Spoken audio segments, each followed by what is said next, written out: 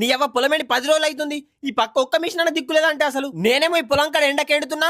మా సాతగాని సరుపు ఏం చేస్తుందో ఇంటికాడ మొత్తం ఎండి పీకింది. ఏం చేద్దామంటావు మరి? ఇంక మా స్వరూపాన్ని పట్టుకొస్తావు. మమ్మీ ఆకలి అన్నమయ్యే.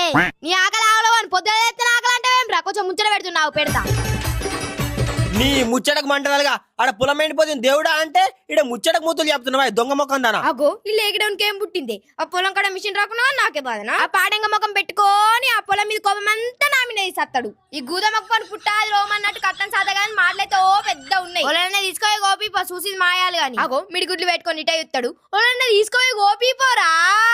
పనులుంటాయి, వంట పనులుంటాయి, అడుగు పెట్టిన కాంచి అన్ని నువ్వంటాయి. ఓ సాధ అన్నాడు. ఓ సాయిగా నాకు దూప బాగా